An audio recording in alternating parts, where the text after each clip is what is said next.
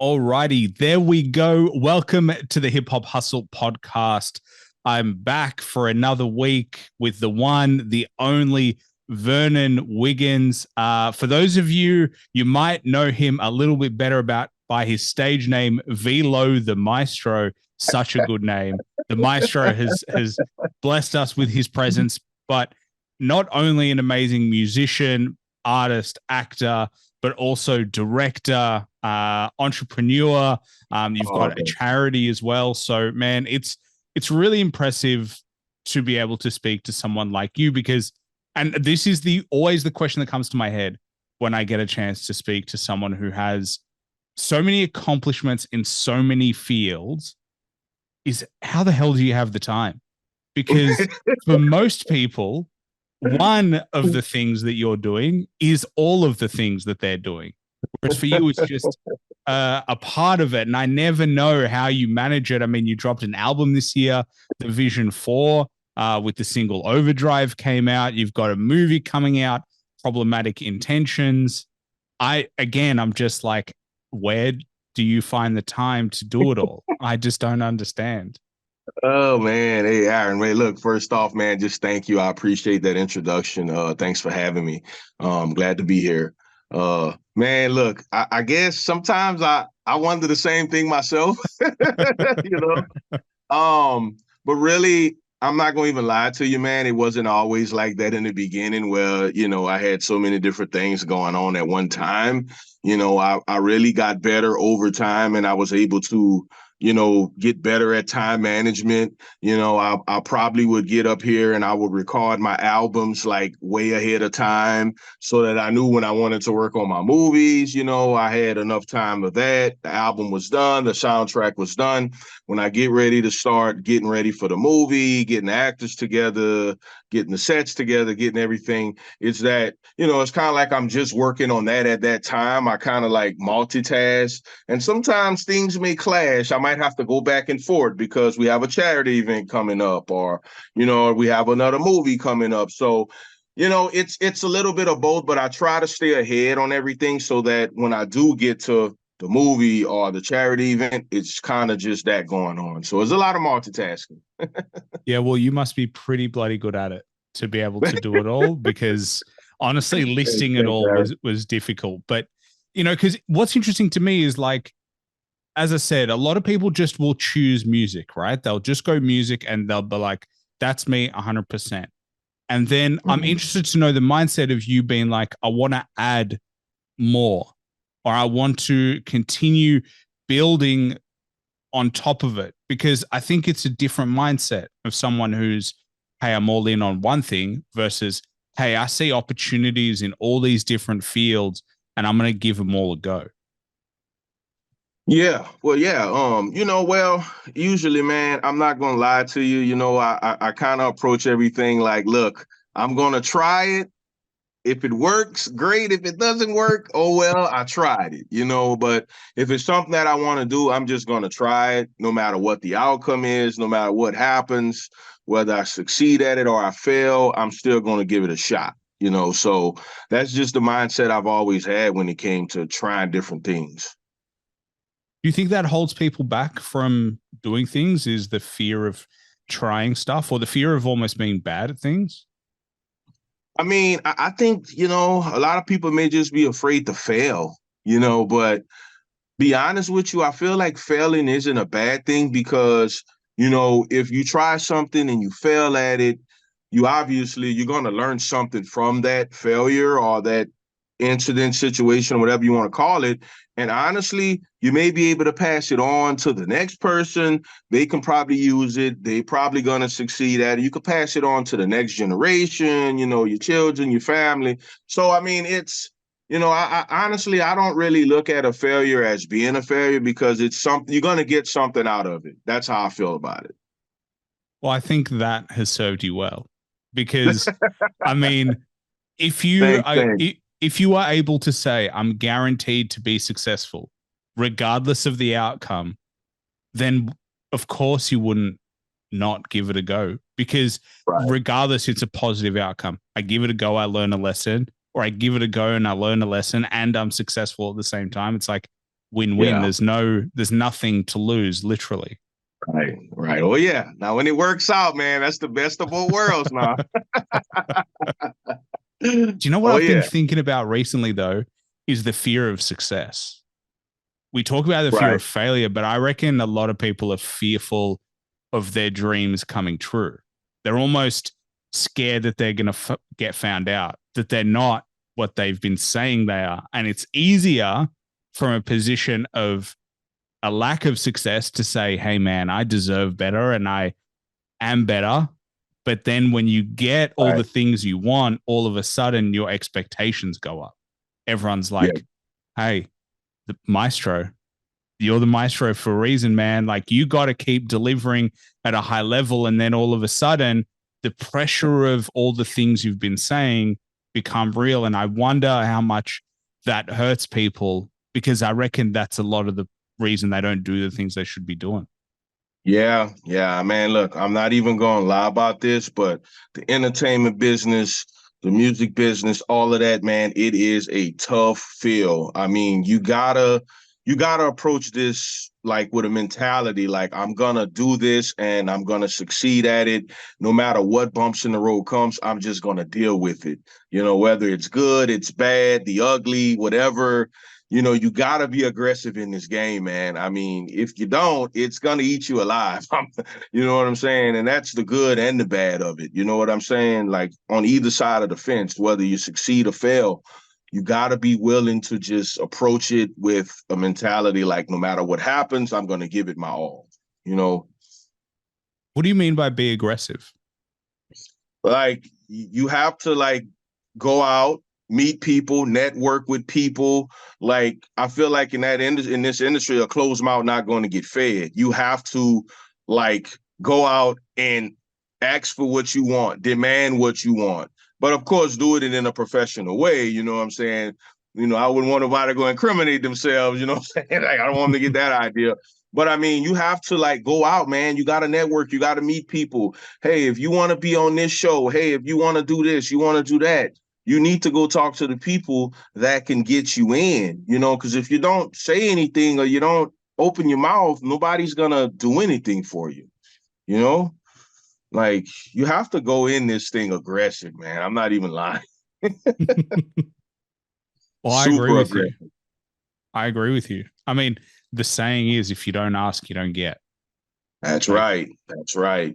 And I mean, and you can't get discouraged by being told no. I mean, look, you could get told no 99 times, but when you get that one yes, hey, it was all worth it trying, you know? Well, I mean, every artist is built off one yes, because all it takes is one song. That's it. You just need one song to blow. That's right. And then that is the beginning of your success story. And that's what it can always be the next one. It can always be the next one. Absolutely. Absolutely, man. And look, we got to approach it that way. You know, you got to give it your all. You put you work hard, late nights, early mornings, man, you got to have that mentality all the time, 24/7 for sure. Yeah. How did you learn how to balance the professionalism with also going out? Because I mean, there's no real school, so to speak, for like navigating the music industry or the film industry, especially for as long as you've been in it now. How did you learn how to balance being aggressive, but also doing it in a professional way? I think some people have the aggression, they just don't know how to channel it to make it sound good coming out of their mouths. Right. Well, honestly, for me, it was a lot of knowing how to talk to people, being nice, you know, asking for what I wanted, you know what I'm saying? Not really demanding it, but asking it. And, you know, always try to bring something to the table for them. Like, hey, you know, I do this, or, you know, I'm good at this. I may be able to help you in this way.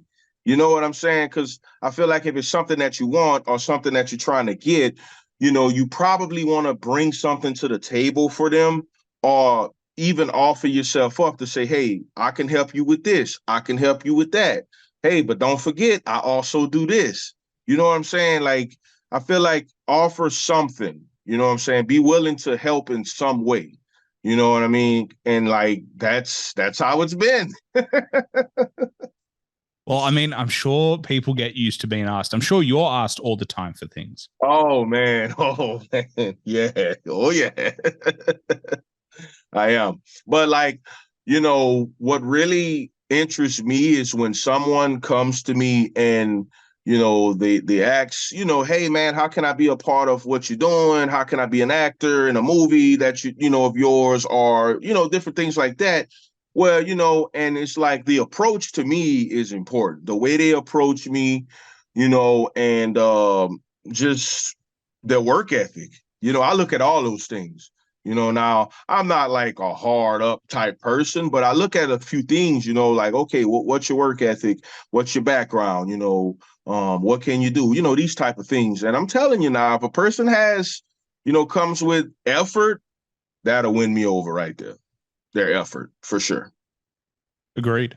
I mean, I have people hit me up these days. I'm fortunate that I have people hit me up regularly to be on the show, and some people are clear yeses and some people are clear nos. And you can tell the difference in, as you said, the way they come at you to ask you to be on the show, the way they just simply interact. Some people come with entitlement to be like, hey, I want to be on the show. And it's like, that's cool, man. But also, that's not the way to do this. Like, someone needed to teach you that you needed to actually come in with a little bit of self-respect, a little being humble. There is something said about knowing where you're at and then asking someone for help. And as you said, if you give help before you take, then that is going to make the biggest difference. That's absolutely right. That is absolutely right. And I mean, like I got into it. I didn't really know in the beginning how all of this stuff worked, but I felt like if I was nice and I showed effort, I felt like, okay, some people are going to start giving me some opportunities. You know what I'm saying? And it's just over time, I picked up and I learned other things along the way, about how to approach a situation better to get an opportunity, how to be able to start doing this, become an actor, or, a lot of different things. It just, you learn as you go, and, you want to keep that with you. But like I said, man, hey, effort, man, effort. Yeah, for sure. And people just can tell how much effort you put in. Like it just becomes obvious that like you're putting in the effort. And I actually wanted to ask you, because your movie's coming out. I saw the second trailer got dropped. How's it feeling? When's the final release date? I know it was touted for late 2023. It is late 2023. Yeah. But what's the final release date? How are you feeling about it all? I'm sure you're more excited than almost anyone when you've been working on a project for so long. Like, it must just be exciting. But where were you at with the final release? Yeah, so, what ended up happening, so we were aiming for late 2023. But then, started getting a little closer to late 2023. It was like, I think maybe trying to release this thing at the top of 2024 doesn't sound bad at all, because we'll be right at the top. You know what I'm saying? And we have like all of 2024 to just promote it, continue with the marketing and just really dive into everything. You know what I'm saying? So yeah, I kind of changed the date up because I wanted to go second quarter of 2024. So it was at the top of the year instead. So it looks like something people have like a New Year's celebration to look forward to. Yes, absolutely. Absolutely. And then, we wanted to put a few more finishing touches on the post-production side, just to kind of add a few extra things in there for the fans and all the supporters and stuff like that. So, man, I'm telling you, this thing is going to be something special, bro. It's going to be a special, special movie, man. How long have you been working on it? Oh, Problematic Intentions, to tell you the truth, man. I was actually working on that thing before COVID, Wow. with just with just the whole idea of it. You know what I'm saying? Just writing up the idea of it. And but I was gonna actually film it probably 2021, something like that, 2020. But then when COVID hit, you know, that really pushed a lot of it back. So then I'm like, okay, man. Every time I get ready, something happens. So finally, 2022, you know, April 2022 is when we finally got started on the actual filming part of it. So honestly, man, that project is probably a project about 5 years in the making, to be honest with you. Wow. There must be some, once it comes out, you must be relieved in a way. Like 5 years, Oh yeah. that is such a long time to be working on something. Yes, it is. It definitely is, because, you know, honestly, like when I got the opportunity to first produce my own film, I really wanted to spend like a lot of time on it, because when it came out, I wanted it to just be right. You know what I mean? And I was like, man, I just want to hit it when it comes out. I want it to hit hard. You know, so that's why I just put a lot of time into it, because I actually done my own soundtrack too, you know, so it just was a lot of stuff happening, man. You know, I worked on my own records for the soundtrack for the movie. You know, I'm just working on the ideas, getting all the characters together, making sure this fit, that fits. So it was a lot that went into it. What was the hardest part, do you think, of making the movie? You know, I think because as an outsider, I look at films and I'm like, and I go to a movie theater or I watch a movie at home and I'm kind of like, oh, that was really good. And then I walk away and I'm like, that's it. That's all I think. Or I Yeah. watch a movie and I'm like, oh, that sucked. But I have no conception or no true understanding of what actually goes into it. I mean, I have vague understandings like everyone, but I don't see behind the scenes. And I'm always interested in people like you and your takes on the most challenging parts of actually making a movie in its totality. Um, to be honest, I would say, from my opinion, the hardest part is actually getting started. Like, you have the idea, but to actually start writing about the idea. You know what I'm saying? Like writing the idea, because I was, you know, the same like a lot of people. I thought about it, but I never started writing the idea down and you know, actually getting it going. So one day I said, you know what? I got this idea. Screw this. I'm just gonna start writing it down, and I'm just gonna write. I'm gonna keep writing until I'm comfortable with what I have on the paper. So the hardest part was actually starting to write about the idea for problematic intentions. That was the hardest part, you know, because once you start writing about it and you see it on paper with your own eyes, you know, you begin to visualize the idea coming to life at that point. Once you start visualizing it, you're like, okay, we can move to the next step. You know, let's start getting actors together. Let's start getting film crew together. So the hardest part is writing it down. I'm not even gonna lie. Like putting your idea on paper. You Did know, you, was it different once you started writing it down than you originally had thought? absolutely, absolutely. Because when you start writing it down, from what you wrote down, you begin to start developing characters from that point. You know what I'm saying? Like, oh yeah, this is a character, this is a character, that is a character. You know what I'm saying? When you don't have it on paper, it's just in your head. It doesn't really flow like that. It doesn't really flow like that. That's actually something that I find so extraordinarily creative is the ability to create a character, like to create a person, and not only just create like a, you know, super villain or superhero character that's 2D and isn't really a person, but to Right. have someone like off the top, like it just comes into your mind of like, hey, I want this character and this is their personality. These are their Yep. flaws. This is what they're grappling with. These are their parents. This is what they like. This is what they don't like. This is how they walk. Yep. This is how they dress. And you're like, Yep. just the creativity and just the ability to come up with that. I'm like, that alone is so underrated, let alone coming up with the dialogue of how they'll speak.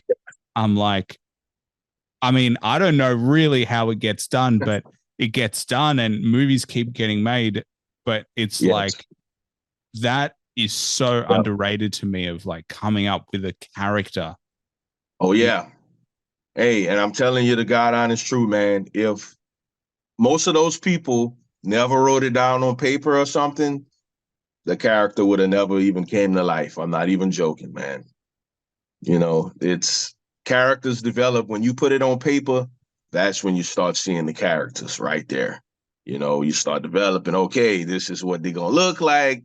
This is what they're going to do. This is what they're going to wear. It all comes from that, man. When you put it on that paper, full speed ahead from there. Yeah, it's like you see finally what you've been thinking about, and you're like, oh, that's not as good as I thought it was. I have many moments like that where I'm just like, I have this idea, and then once I start expressing it, I'm like, maybe not. It felt really good in my head. It didn't feel as good coming out. Absolutely. And hell, once you start writing it, you might even start drawing them too. Yeah. Well, I think I'm a little bit far away from starting to draw them because my drawing is notoriously bad. There is, unless it's abstract, maybe I can do some abstract drawing, but definitely no real life creation from my drawing. I got you. It's all good. We'll get together on that. Yeah. Well, you know, I've always said if anyone wants me in any animation, I feel like I've got a good voice. So if anyone wants me to do voiceovers, more than happy to add the Australian touch to animated movies. That would be the thing, I think, more than anything else. I see you doing that, man. I definitely see it. I absolutely see that for sure. Well, if you ever become desperate enough, feel free to reach out to me because I'm more than happy to do that. But something that I did want to ask you about is you had your first song get over 1 million streams on YouTube. Yes. There's always the first one, as we spoke about earlier. Yes. What did that do for you? Like when that happens, that's a momentous occasion. What did that do for you? Man, I'm not even joking to you. That was a feeling. I mean, man, like the first time, that feeling was a great feeling, man. I'm not even going to joke about that. Like, you know, like growing up and really just, you know, it being a pipe dreams, like, you know, and really seeing it come to life, like, man, one of my songs really reached 1 million views. What in the world? Is a great feeling, man, knowing that 1 million people actually watched my video that many times. It was a great feeling, man. It was like a dream come true, to be honest with you. What happened after that? What was the immediate aftermath of reaching that mark? Man, it's like, well, definitely followers started going up for sure. You know, just man, it just like people just was like I just started seeing a lot of mentions and tagging me and stuff, you know, as like a lot of people started interacting with me more. You know, it was just amazing. I mean, it was a great feeling, man. I can imagine it was addicting. Like, yes, absolutely. I was like, man, here's the point where I decide, you know, am I gonna stay humble or am I gonna get big headed? You know what I'm saying? You know what I mean? But I'm the type of guy, man. I'm never gonna change. I'm always be humble, you know what I'm saying, no matter what. But yeah, bro, it was a great feeling, bro. Like that right there really it catapulted my career, to be honest with you. It really catapulted it for sure. I've always wondered what I would be like famous. Like, and I'm talking like very famous, not like, yes, you know, I can still, but I imagine being like Lady Gaga famous or like one of those people famous. And honestly, I think it would drive me crazy. I would become the biggest egomaniac ever. Like, I would just want everything, like, because the world isn't real at that point. Like, it's just not real. Like, the problems that you have, no human has. Like, they're not problems. Like, it's just so weird to me. So it makes sense that they're so separated from what the world really is because they haven't been living in it for the longest period of time. Like, if you're Drake, what is your life? Like, you can't go anywhere without being mobbed. people just follow you everywhere. Like it's always Yeah. this weird prison that they live in of the fame prison. Well, you know, they always gonna be a picture gonna be taken of them or videos or somebody always gonna have a phone out and oh man, yeah, it gets kind of crazy, bro. I already know. Because you've met quite a few like really famous people. What is it like meeting them, and when you have a conversation with them, what's the impression that you get? Well, honestly, in the beginning, I thought it would have been an impression like, oh yeah, this is just my day to day. You know what I'm saying? Kind of they used of it thing, like, oh, another person, blah blah. But it totally wasn't even like that. Like, you know, they really are nice. Like they really are nice. And I try to be nice back to them. You know what I'm saying? Because that takes everybody a long way. But man, it's always so much advice to give, so much information to give. You know, I can't say I've caught anybody famous like just having a bad day and just being rude. Like, no, it's not really like that. You know, they nice people, man, to me for sure. Well, honestly, man, I think it comes with the energy that you give out as well. Right. Like, I agree. I agree with you 100%, man. Absolutely, for sure.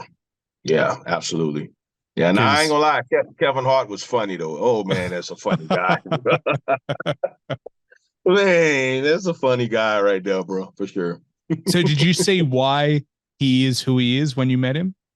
Oh yeah, absolutely. Natural, talented, funny guy. It's like, how could you not laugh at this guy or with him? You know what I'm saying? Oh yeah, absolutely, do. Absolutely, bro. It did not happen by accident for him, for sure. Because I saw the photo of you two, and I was like, he is not tall at all. He is very short.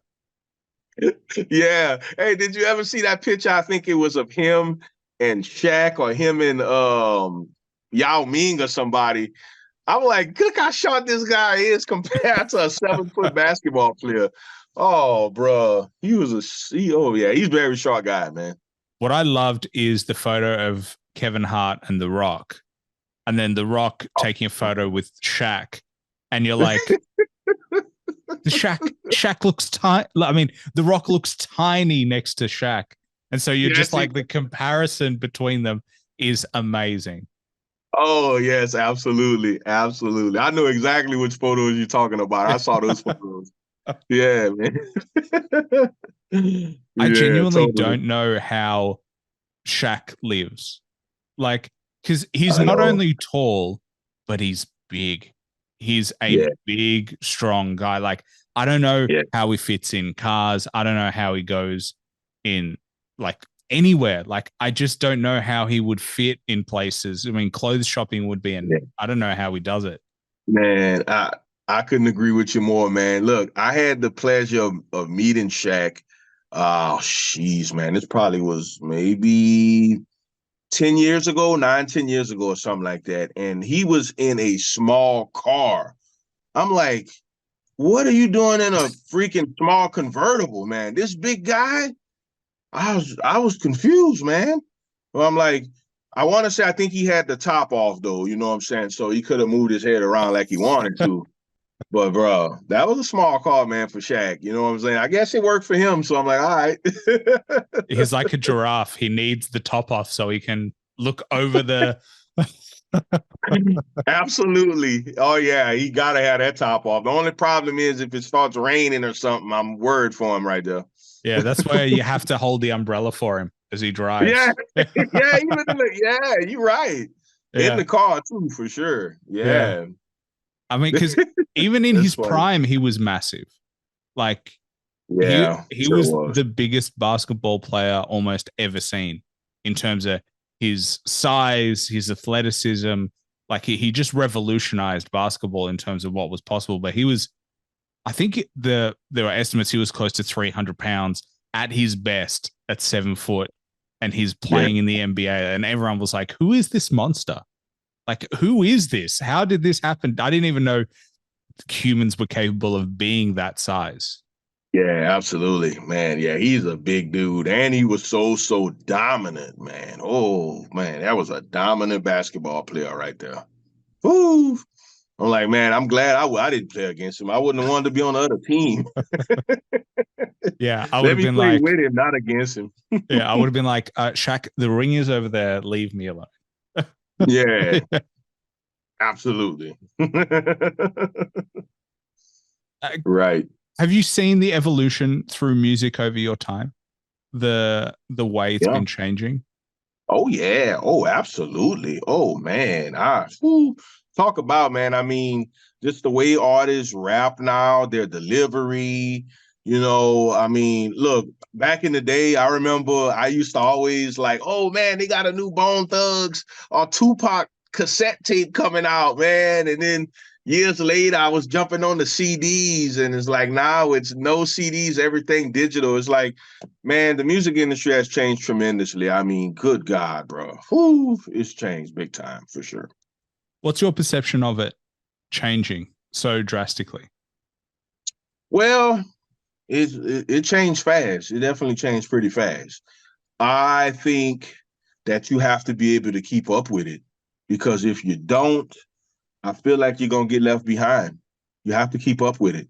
Like, I mean, just the presentation of when you're putting music out, you have to sound a certain way now. I mean, a lot of mumble rappers, you know what I'm saying? Not really a lot of rappers these days that, are using bars, you know what I'm saying? Oh man, you got to keep up with this thing, bro. This thing has changed big time for sure. Well, I think it's also changed the way musicians make money. Like before, Yes. you can make a living off CDs and Oh yeah. mixtapes. You can't do Yes. that anymore. Nope. Nope, you can't. The crazy thing about that is, like, let's say, okay, a person puts out a song, right? A single. Now, if it puts it out on music platforms, but if the freaking song gets leaked and sends to one person MP3 in an email, and everybody starts leaking that song, then his sales are gonna suffer. They may not even freaking go to the music sites to listen. Oh, I got it in MP3 in my phone. I don't need to go buy it. It's like it can happen like that. So man, you gotta be careful in this music age right here, bro, for sure. Well, even if you do it properly, I mean, streams don't make you much money. Like Snoop Dogg came out Right. the other day and said, I had 1 billion streams in 2023. I made $45,000 off 1 billion streams. And I'm Yeah. like, 45 grand off 1 billion streams. We were just talking about how cool it is to get 1 million, Great. a Yes. billion streams, and he gets 45,000. I mean, Oh man. you can work a normal Yeah. job without the stresses of all of that and earn Right. way more money. Like Yep. 45 is nothing. Yeah, that's nothing, bro. Hey, now you see why a lot of us do multiple things, huh? Yeah. Well, it's Oh, sad to me though, because yeah, it really it, is. it takes away from the art. Like, Yep. back in the day, I remember people talking about like, hey, you don't have to even sell that many, but if you are an artist with a decent following and you sold 200,000 copies of your CD, you're making good money at $20 a pop.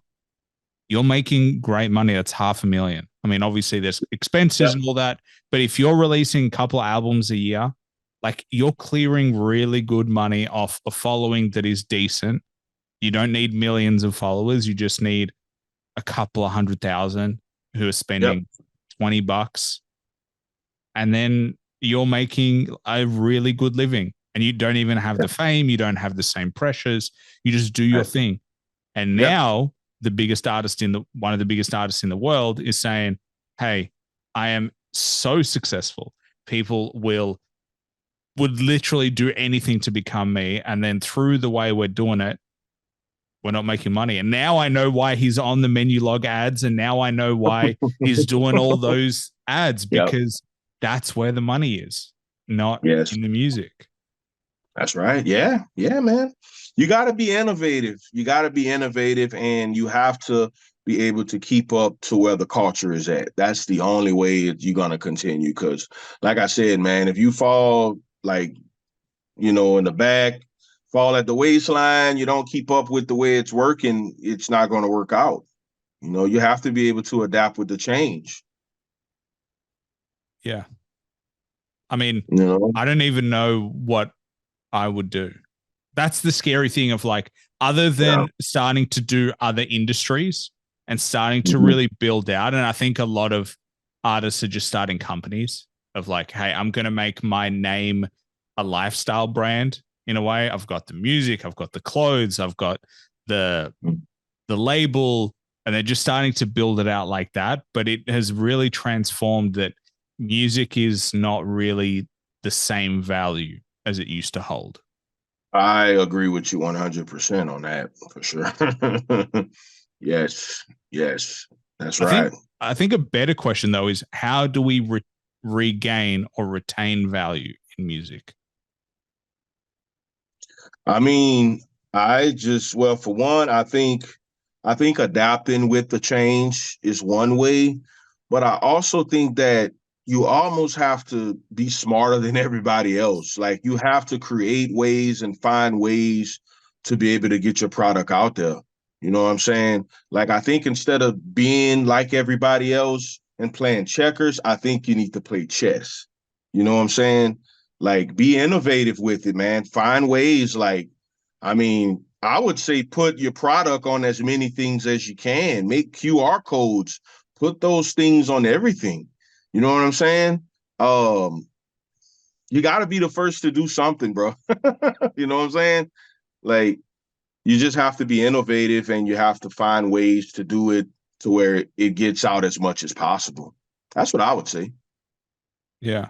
I mean, I'd be tempted to do the opposite in a way, is have it out there and then go, hey, I'm pulling it. And they're like, no. Yeah. And I'm going to be like, you know what? I'm pulling it in a week. And I'm telling y'all, I'm going to pull it. I'm pulling my catalog. And if you want my catalog, and I just say it, I'm not getting paid. You guys love my music. This is not against you, but this is because the music industry is not being supported enough.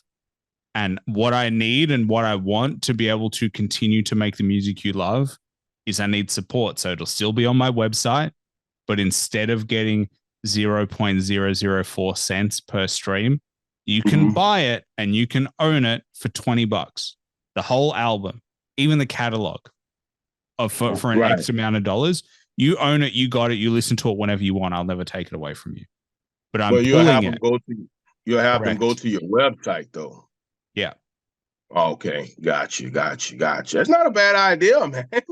That's not a bad idea at all. I mean, see, you have them coming to you, you know what I'm saying? And it's like, if that's the only place they can get it, that's a great idea right there. Well, that's a great idea too. I think it works when you have leverage and it works when you have a fan base. It doesn't work at the beginning because, as you said, at the beginning, you need eyes. So this is an attention game at the moment, which is like, I need views, I need eyes, I need people wanting to listen to my music. But once you're there and you've got an established fan base that want to listen to you and want to support you, and you won't get all of them. So you might have, 500,000 people or whatever. Maybe half will leave and not listen, but half will stay. And of that half that stay, maybe another 100,000. Like you just start doing the maths of like, you're still probably going to end up ahead, and you're going to start creating a controllable income stream, a controllable distribution stream, no risk in terms of leaks, and you just start doing your own thing. Yes. And then you have the wave of artists taking back control. I mean, artists don't have control anymore. Yep. That's why they're not getting paid. Yeah. I'm with it. Hey, man, I think you're onto something right there. Well, hey, I just want good music to be out. I really don't give a shit about the rest. Is like, at the end of the day, we all benefit from good music. We benefit from artists retaining creative license.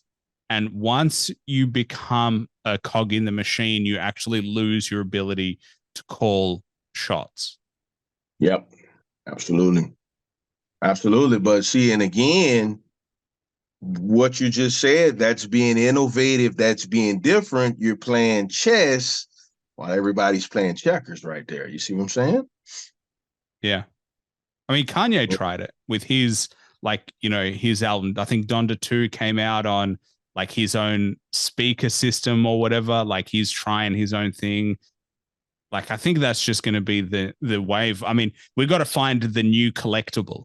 That's the thing. I wonder, because you got the vinyl CDs, but then what's the 21st century 2020 plus collectible? Yeah, it's true.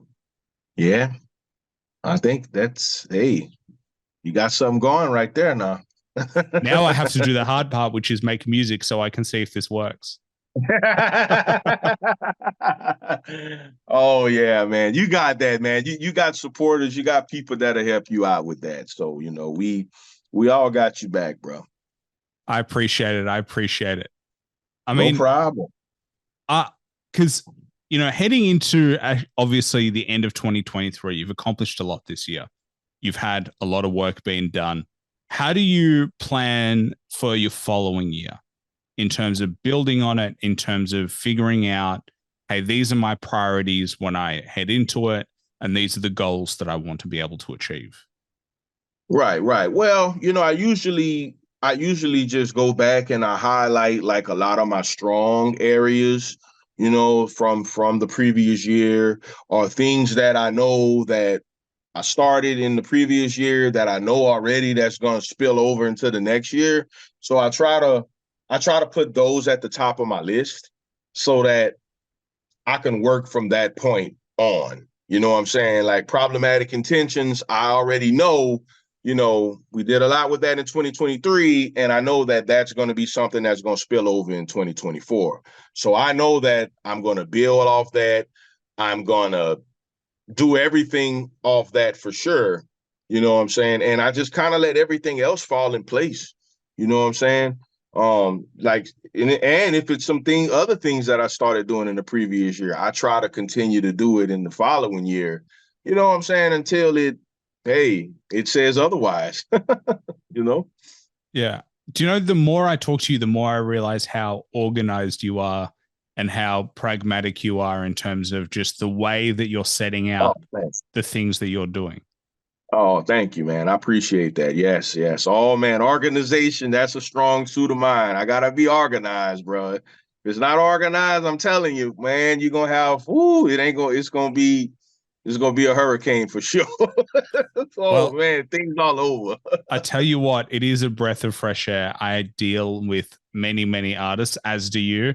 And organization and timing is not generally a strength of many artists. They're fantastic creators, but doing the admin side of like, hey, let's set this up, let's get timing right, is the hardest part.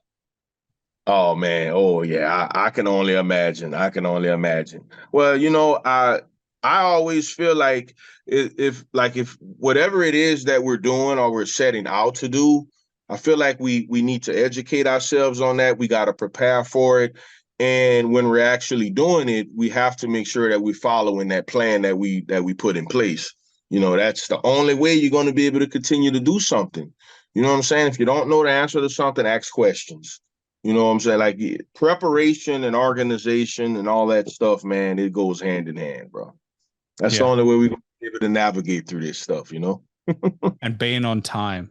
That is big time. Yes. Oh, yeah. Woo! You know how many people missed opportunities just for being late to something, and then the next person got it because they wasn't there on time, or they probably didn't show up at all. Or, oh man, we could go on and on about that one. Yeah, that is a thorn in my side when people are late. Like, it is just something, I don't know what it is. I've always been like that, even as a kid. But like, being on time has always been a thing. It's just, I think it is the ultimate sign of respect, of like, you make a plan with someone and you come and you're on time. And if you're Yep. not, and it's impossible to be on time every time, but if you're Yeah. running late, to communicate that you're running late and communicate effectively about like, hey, I'm sorry, Yep. this is what's happening. I'm trying to do this. I will probably be there in X amount of time. Yes. That's what I find is missing. Yeah. Yeah. No, I couldn't agree with you more. Hey, and I'm telling you one thing, like if an individual is constantly being late over and over and over again, I'm telling you, man, they're going to see a lot of opportunities slip through their fingers. A lot of them. Like it's being on time is real, real important. It's real important. Well, I can only imagine what it was like when you're filming and you're like, all right, we have a certain amount of time to get a certain amount of light in this time of day. And if you're late, you cost me a day of shooting, a day of setting up, a day of all the other costs. So you're just costing me money now. And I'm just like, if it was me, I'd be like, fuck that. I want to be on time. I don't want to be the guy that's like, hey, why did this movie get budgeted X amount of money and it cost twice as much? Oh, it's because Aaron was late every day. Because we had to shoot multiple days. All these scenes took 4 days instead of 2 days. Yep. And you don't want to be that guy that, oh, it's because of this person. You don't want to, man, that goes on the resume that, oh yeah, you don't want to be that person. I can guarantee you that. Yeah. Well, so thank you for making my life easy, because like you were so responsive in coming through. You're welcome, bro. You're welcome. Yeah. I strive to be a professionalism at everything that I do, man. So I'll always give you that every single time, for sure. Can I ask you your positive outlook and your, attitude? Like when I'm talking to you, I get a sense of like warmth and like happy-go-lucky, and like, has that always been in you as a kid, or is this something that's been developing over time? Yeah, I always been that way. I always been that way.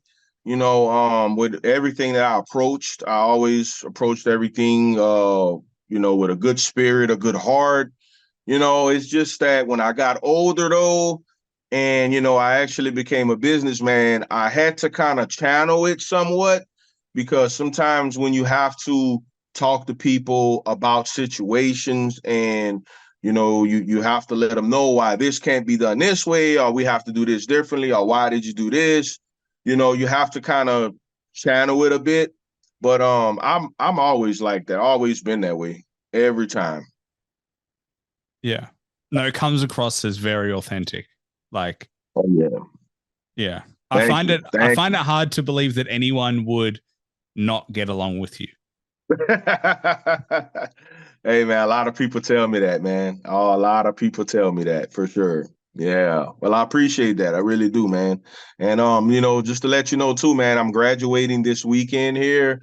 I'm getting my doctorate in humanitarianism. I'm just being recognized for all that I've done for my community. And I'm receiving the Presidential Lifetime Achievement Award this weekend here. So coming up. So I'm looking forward to it, man. Congratulations. Thank you. Thank you. That is a huge achievement, because I did read, because you've got 2 bachelors and then you've got, this will be your doctorate. So this will make it. So I have 1 bachelor's in business. I have a master's in business, and this will be my doctorate right here in humanitarianism. So I'll have a total of 3, and I think that's it. No more school. Hey, I tell you what, that is impressive. I got 2 bachelors, and I'm like, that's enough. Like that is. Well, congratulations to you as well. Thank you. I mean, they were great when I did them, but I was done. When I finished, I was like, I'm done. Unless someone's paying me to get more educated, I think I got enough. Hey man, I feel you, man. And I mean, we put in the effort, man. We put in the work. We go through a lot to earn these degrees, So yeah, man, I feel where you coming from too, 100%. Can you tell me a little bit about your charity work that you're being recognized for? Yeah, well, man, I do. So I grew up in the town of Washington, Louisiana. We have a population of about 900 people in that town. So, I grew up there, and when I got older, I wanted to start giving back to my community. So what we've been doing for like the last 3 years, we do a citywide toy giveaway where we give like all the children toys in the city, and we even started adding on some extra things for the adults now. I've hosted community basketball games where all the proceeds will go to the school in Washington. I've done dinners for people, that some people maybe if they couldn't get that meal on Thanksgiving or something, or just a meal in general, I would just cook and make meals and feed people, and I dedicated a lot of the basketball games to a dear friend of mine that lost his life tragically years ago. Just a lot of stuff, community work, man. I go to the schools, meet with the children, donate to the schools, give school supplies, all that stuff, bro. All that. Well, that is amazing. I mean, it takes a lot of effort and a lot of dedication to be able to do something like that. And I know every time I talk to people who give a lot to their community, they're like, hey man, it's nothing because it's worth every ounce that I give. But it is also important to me to be extremely grateful for people like yourself, because honestly, I know that your community really appreciates it. I mean, I'm not even in it, and I know they appreciate it.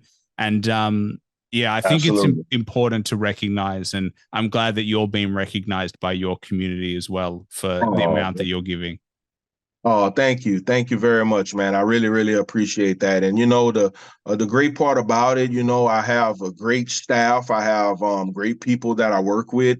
I have a team for pretty much everything that I do with the Maestro Foundation, MG Films, my film company. I mean, the music. I have a great group of people that's with me. So I couldn't ask for a better, group of people to be with. So if people wanted to get involved and help the community as well, how would they go about doing that? Man, be honest, they could they could send they could reach me on my social media. They could send me an email. They could just reach out, man. I'm all over the place, man. If they want to help, just reach out to me.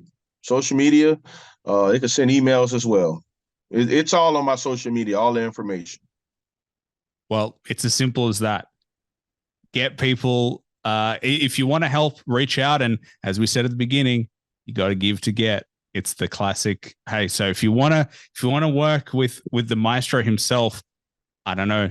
Look, this would be how I would do it. I would be like, hey, if I help the community and I get in there and I show that I'm willing to support, I mean, there's nothing better than that. So, yeah, man. Absolutely. I'm excited for you. Congratulations. I'm hoping there'll be photos on your socials. You getting your doctorate. It reminds me of a Sci-Hi the Prince line where he's like, I'm gonna fuck it up completely. This is what happens when I try to quote people's lines. But I'm working on my doctorate because I already mastered it. I like that. There you go. That is literally you. That is literally you, my friend. But I only have one more question for you before we wrap this up. It's the only question that I plan on the show. It's probably the toughest question that I'm going to ask you.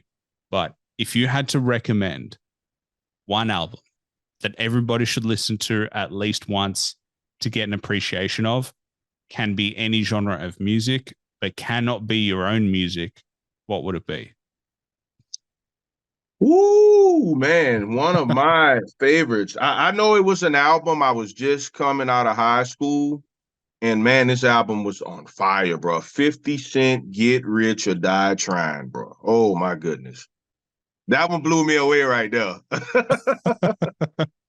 Man, that album it had us all in a frenzy. It was the new wave. 50 Cent, Get Rich or Die Trying, bro. That's one of my all-time favorites right there. Well, it was the first album to get me into hip hop. So one of my favorites too. Yeah, Get Rich or Die Trying. I was like, I know it. Yeah. Yeah. Oh, see, that's a classic right there. Heck yeah. Yeah, That's what I I'm used to talking fall about. asleep to that album. I think I was like, it came out 2003. I was like 9 years old, and my parents were like, "What the fuck are you listening to?" Right. Oh, so we on the same page with that album right there Oh for yeah, sure, man. for sure. I've been following 50's career as long as I can remember. Like, Oh just yeah, bro. He's the man. 50 is the man, bro. For sure.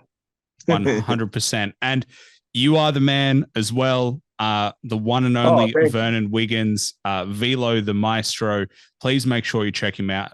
Show him some love. As we said, the Vision 4 album came out with the single Overdrive. You've got the movie Problematic Intentions coming out in 2024. So for everyone, stay tuned. You've also got the trailers that are on your YouTube page for anyone who wants to see them. Yeah. But yeah, man, it was an absolute pleasure. Is there anything you wanted to plug? Anything you wanted to shout out?